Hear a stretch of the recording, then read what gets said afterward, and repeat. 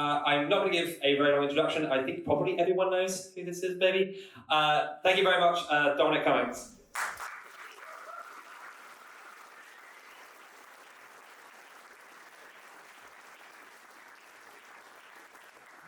Thank you. So I'm not going to give a speech. Lawrence asked me to do a kind of Q&A on the questions of how does power really work in Whitehall? How does number 10 really work? How does the Prime Minister's authority and office really work?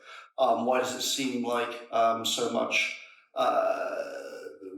why there are so many disasters, why it seems like repeatedly we have Prime Ministers who can't actually grip power. So I'll just talk for 5 minutes, and then we'll just, then anyone can ask any questions or make any suggestions they want to. So first problems, then what to do about it. If you look back at the British state in 1800, under Pitt as Prime Minister, we had a real responsibility of ministers. You had a PM who had real live player meetings, and who was very, very interested in the question of talent, and elite talent was taken incredibly seriously. The system of government looked much more like SpaceX in 2024, 220 years ago, than it does today in Whitehall. Now we have fake responsibility for ministers, and a kind of fake meritocracy, and a way of government which is essentially NPC ministers literally reading out scripts. Government meetings, including cabinet meetings, are now literally entirely scripted. People always think that this is a metaphor when I say it, but it's not a metaphor. It's actually the case. If you have a meeting with the Prime Minister, the conclusions of the meeting with the Prime Minister are written before the meeting starts. They're in a thing called Chairman's Notes. It sounds like Yes Minister, but Yes Minister is a training manual for Westminster. So the talent collapse is obviously massive. You have a huge collapse in elite talent going into the MPs and also going into the civil service. And now you also have the problem that you have a kind of reverse ratchet whereby the best people leave by their 40s and the worst people get promoted. So when I was there in 2020 during COVID, there were some outstanding, really, really able people, particularly in the Prime Minister's private office, where a lot of the superstar young talent gets put. Pretty much all of those people have left the civil service now, and that is a general phenomenon. What happens is that very smart, very able, dynamic young people, a lot of them are idealistic and they join the civil service at an early age, and then after 10, 15 years, they look around and they look ahead and they see who gets promoted and they see how the senior people spend their time, and they decide they're going to leave. And then the absolute worst dregs of the HR department tend to be the people who are then promoted into senior management. Obviously, almost no one is ever now fired for failure. And they've now kind of instantiated this principle in their appointment of the new Cabinet Secretary. The new Cabinet Secretary, of course, was responsible for the total debacle of preparations for pandemic. He's the person who tried to get me and the Prime Minister to make the national message on COVID that we should all hold, quote, chickenpox parties. That was literally the permanent secretary in charge of DHSC who proposed the most insane, much worse than anything Bolsonaro ever did, policy. And the civil services response is to make him cabinet secretary. The Cabinet Office itself, people think, exists to work for the PM, but the Cabinet Office does not see itself as working for the PM. The Cabinet Office sees itself constitutionally as working for itself. It's the Cabinet Secretary who promotes and controls the perm secs and other senior appointments in the system. And it's almost impossible to describe how tightly and how insanely the Cabinet Office runs this process. I'll give you one simple insight into how it works. In September 2020, we realized before it became big news, or really any news, that rapid tests were going to work. Because of the general implosion of the Whitehall system, we got a former commanding officer of the SAS regiment to actually take over organising rapid testing. A brilliant guy.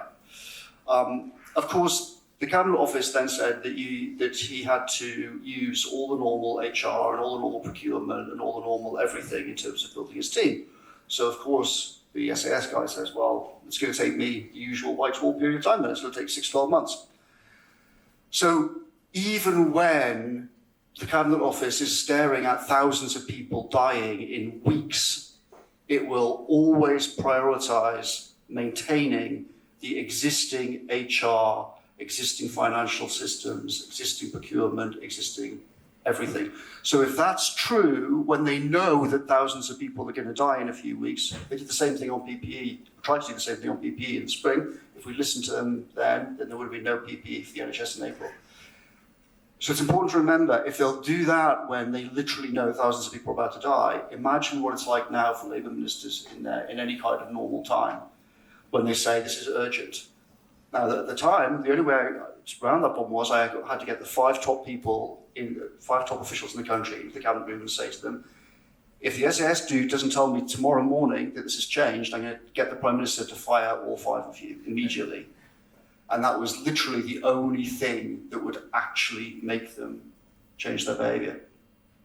As the power of Prime Ministers and the grip of Number 10 has failed over the last few decades, the Treasury obviously has taken more and more power, and this also is a disaster. The Treasury and its budget processes essentially vandalised the building of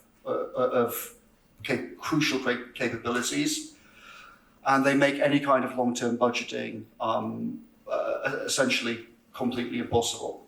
The Treasury also is completely hopeless at cost control, and as Ben Warner said earlier, is completely hopeless at analysis. So as this part of the government has taken more and more power, then its capacity for vandalising is also spread.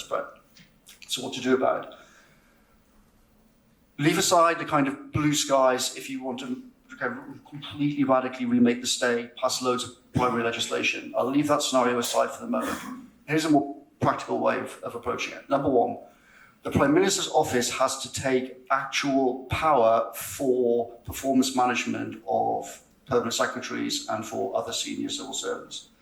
They have to be able, the Prime Minister's office has to be able to say, these are our priorities, and we insist that the civil service actually delivers those priorities. At the moment, there is no process for doing that. What the Prime Minister wakes up every day and says, well, I wish this would happen, has no connection to what senior civil servants think their priorities are, has no connection to their incentives, has no connection to how they're hired or paid or anything else. So the Prime Minister's office has to do that. Secondly, you have to develop a team in the Prime Minister's office that can monitor what you really care about and then intervene and say and insist.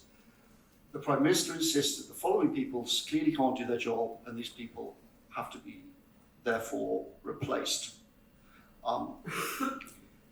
That is completely crucial. And of course, those two things connect, right? The Prime Minister's office taking responsibility for the performance management and then creating this team that can actually insist on changing teams.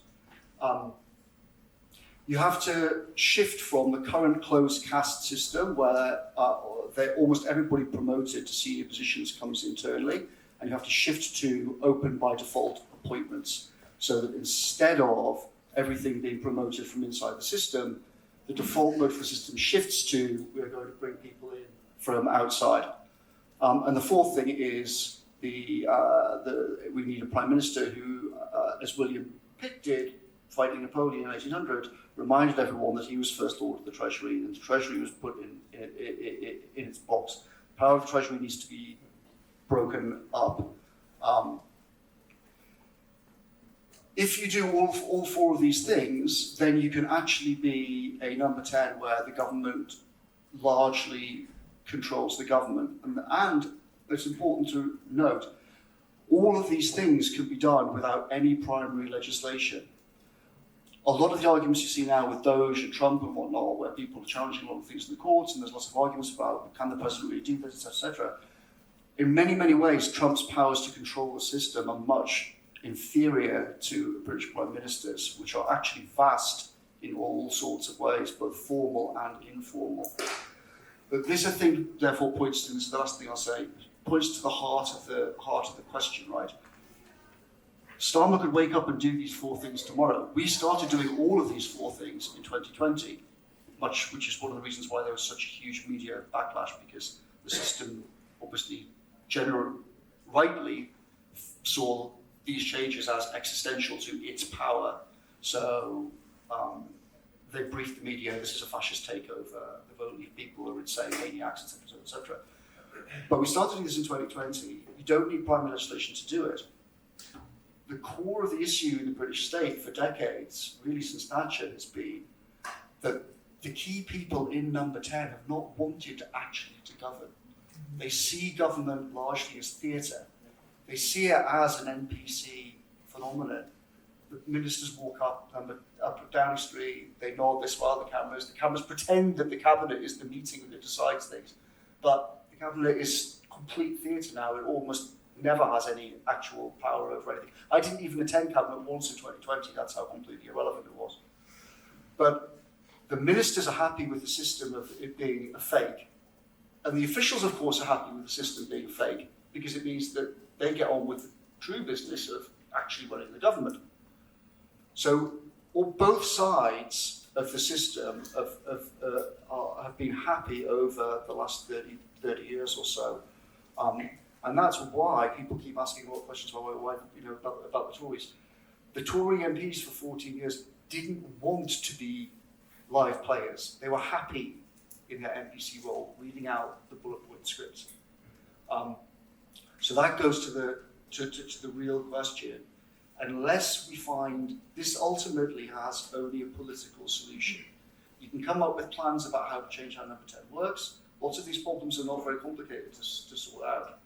But we have a political class that hasn't wanted to actually govern, and that's just been content to sit there playing its role in this fake theatre, whilst the permanent system drives the economy, the MOD, the intelligence services, all these different parts of the system, while it vandalises capabilities and drives us into this crisis that we've got now.